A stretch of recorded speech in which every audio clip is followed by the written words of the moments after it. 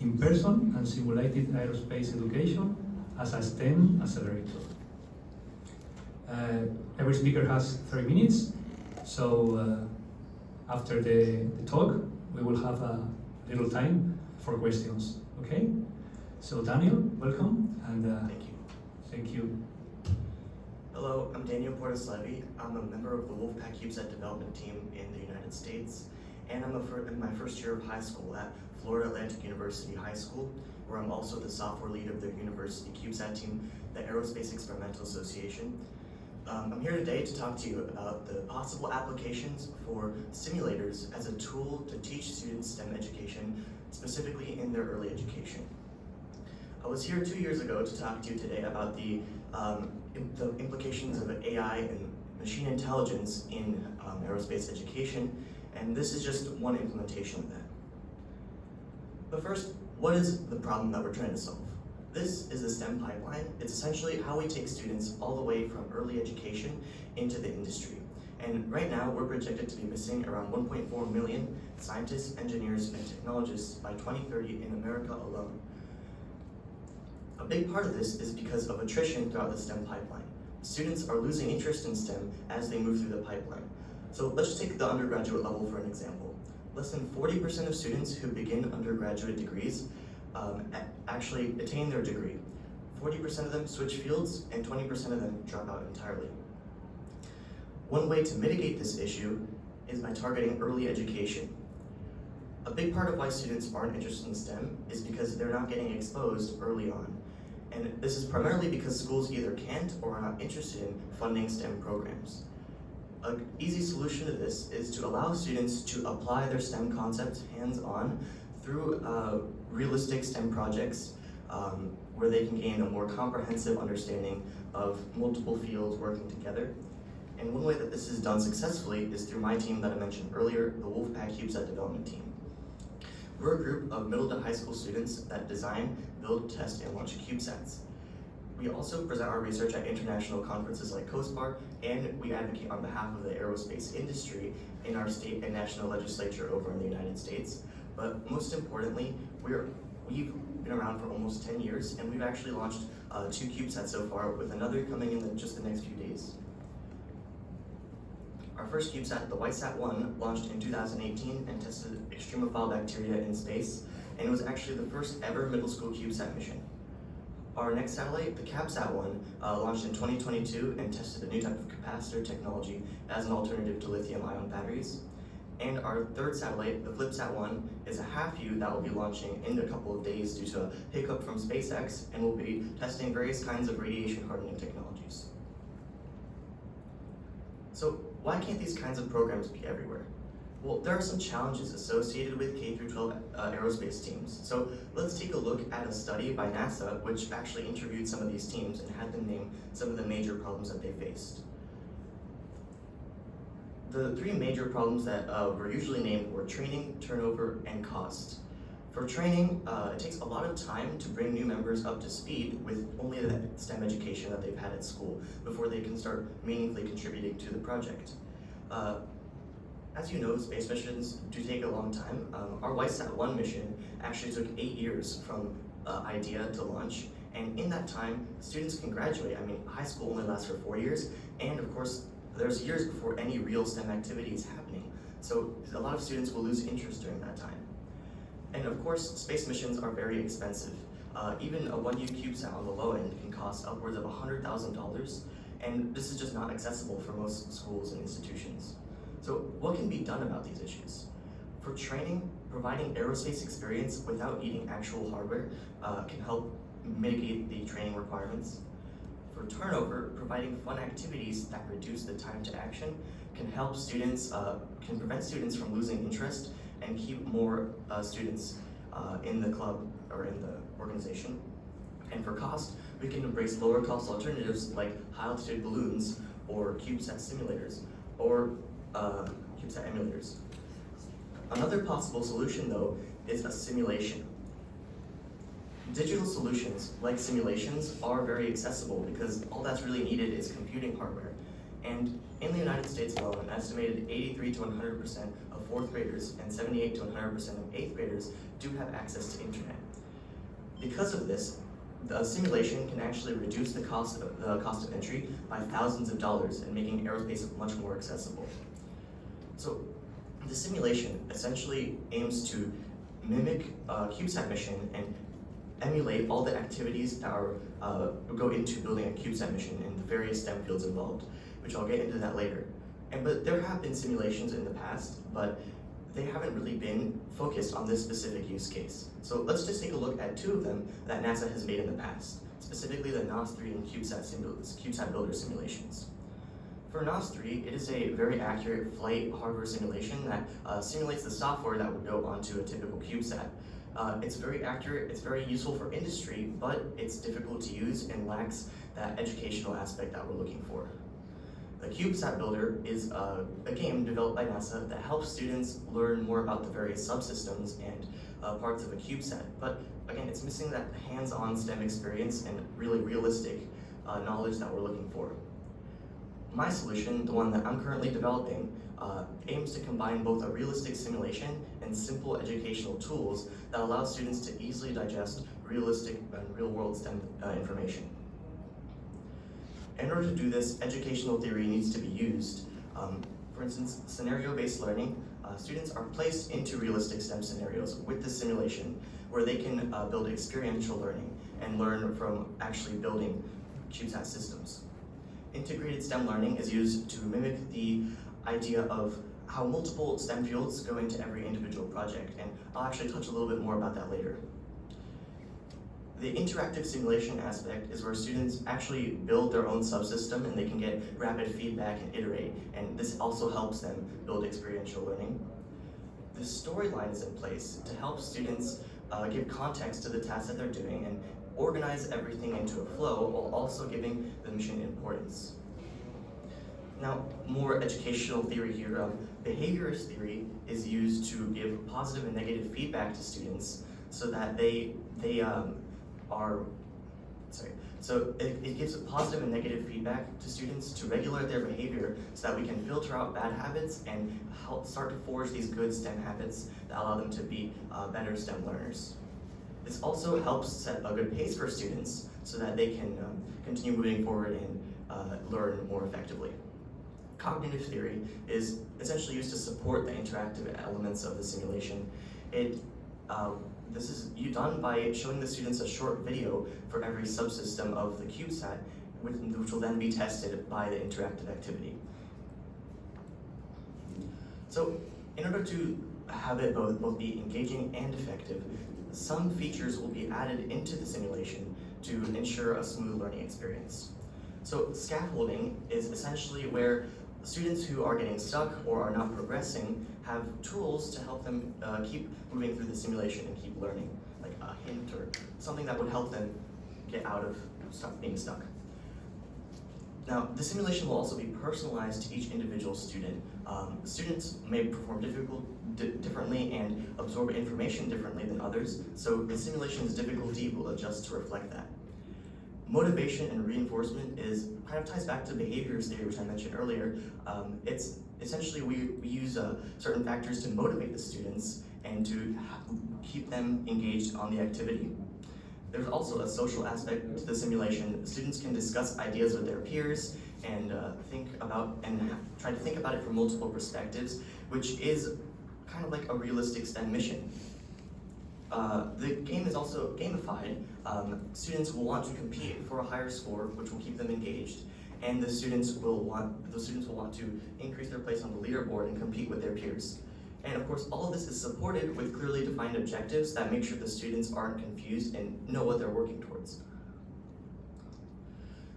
So, a STEM project involves many fields working together, especially in aerospace, and this is just for a typical how-to balloon mission, a timeline all the way from planning to the designing, building, launching, and analyzing the data for a how-to balloon mission. And it involves STEM fields all the way from physics, involving calculating the balloon's trajectory, not really orbit, but all the way to assembling the balloon and the payload, which would be done by mechanical engineers, and the software, which would be done by computer scientists.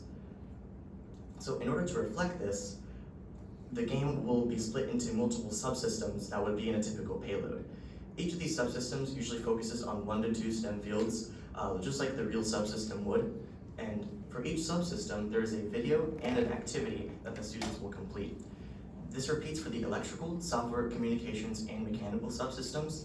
And after the CubeSat is fully built, there will be a random last-minute issue that the students will have to fix. And I'll dive in a little bit more about that later.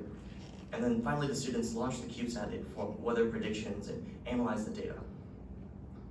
So what you're looking at right now is actually our first subsystem that's nearing the end of development. This is meant to emulate the electrical subsystem where students have to wire up various components like they would in a real CubeSat. It's kind of similar to a breadboarding activity if anyone has done that.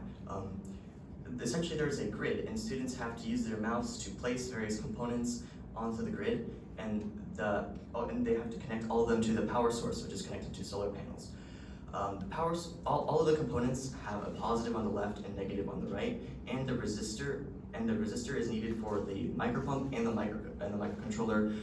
If any of the components are improperly wired, they will burst into flames and explode, and the students will have to replace them, which cuts into their budget. And the final goal is to get everything working while staying within their budget. So in a real-world STEM mission, things go wrong and students need to be prepared for that. I've personally been part of many missions where we've stayed up till 8 p.m. the night before trying to fix some issue that's happening on the payload. So in order to reflect that, after the students finish building their payload, one random subsystem will break, and the students will have to look at diagnostic information, they'll have to look at the various subsystems, and they'll have to fix the issue before moving on. Afterward, the students will have to run weather predictions. Since this is a have-to balloon mission, they need to they need to figure out where the balloon is going to land and make sure that it is suitable for recovery. And again, things can go wrong here too. At the Wolfpack, we hosted a high-altitude balloon camp recently where we predicted one of our balloons to land in a golf course in Florida, but it actually ended up in the Atlantic Ocean and we never saw it again. So again, students need to be prepared for these eventualities. And finally, afterward, when they actually have the data, randomly generated sensor data will be given to each individual student, so they will have to perform their own calculations and their own manipulation on it in order to draw results. They'll have to filter out a few erroneous data points, and they'll have to calculate the average and the median, and just to get some conclusions out of it.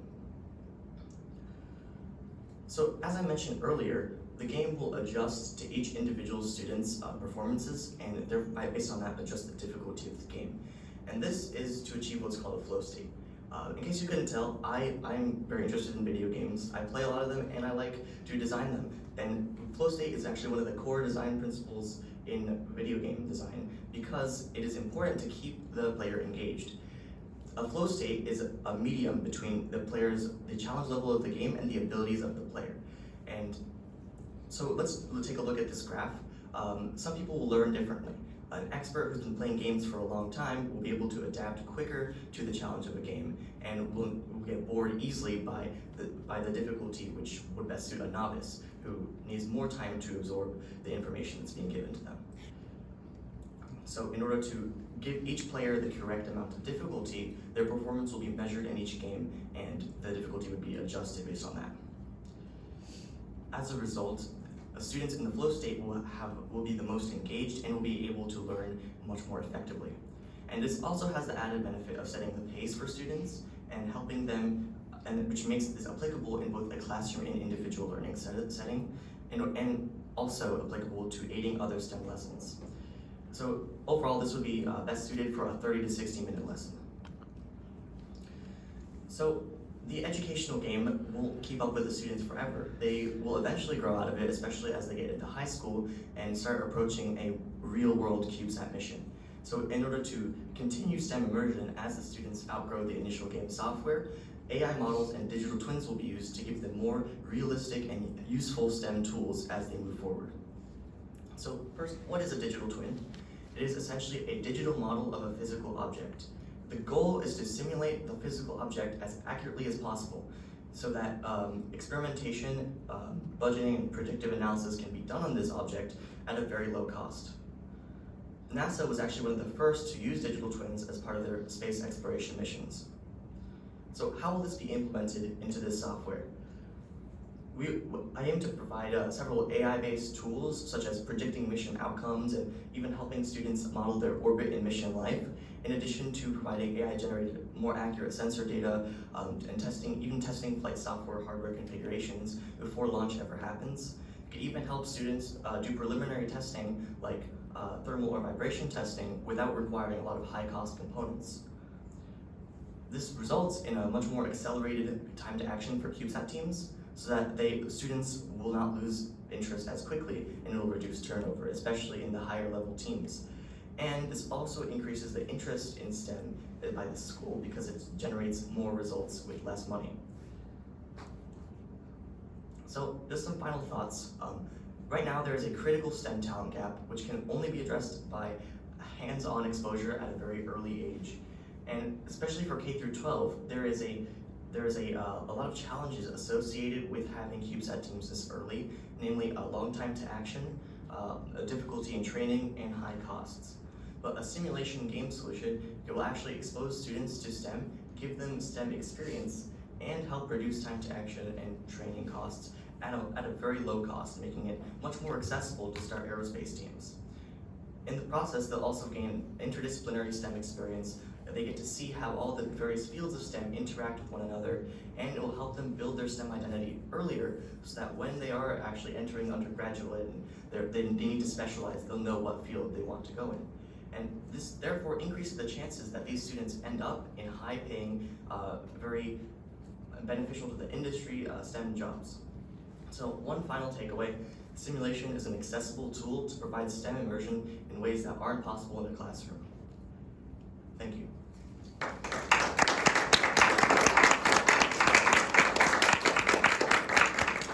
Thank you, Daniel. Awesome project. Some questions. There are questions for him. I have many questions. I know that. Congratulations, Daniel. Very inspiring, especially because I understood you are in high school. Yes. Okay, wow, that's really amazing. I'm Sandra Benitez, I'm from the European Space Agency. I'm also co-chair of this session, and it was really incredible to know about your effort. I just have a couple of questions. So you are saying this simulation is in order to prevent the challenges that we have to do this in real classroom time. But you also combine this simulation, or your plan are to combine these simulations together with hands-on activities. So a bit of a mixture, or is mainly the simulation and the game that you are working on? So I'm only working on the simulation game, but the intention is that it kind of acts as a hands-on STEM activity because it exposes them. The students are actually doing it themselves, but the idea is to make it much more accessible because it doesn't require any of that investment in hardware that often schools either just can't provide.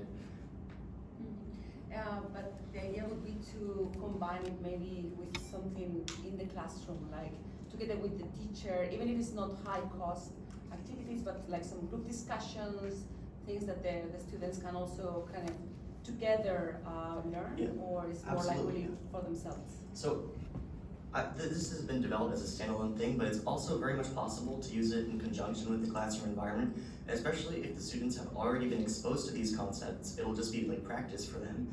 And although it's not really built into the simulation because there's no way to tell what kind of environment the user is in, there's also a collaborative element where students in a classroom would be able to discuss ideas with one another, and I think that's a very important part of STEM. Exactly. So I try to support that with the simulation as much as I can.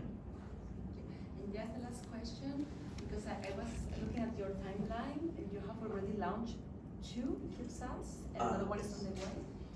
Where did you get your support? Is that from the government in the US? Is that your school that is able to kind of support the Wolfpack team? You mean funding? Yes. Oh yes. So but all support in general. yes, in the United States, and NASA has a program called CSLI where they fund CubeSat missions if you apply to them, and they'll basically fund your launch for you and do some of your testing for you. I think the rest of that was provided by the middle school that we went to. Okay. So that's how we got our funding. Well, thank you so so much. Very impressive. Thank you. Thank you, Sandra. Any more questions? Okay, thank you, Daniel. Excellent, Daniel. Thank you.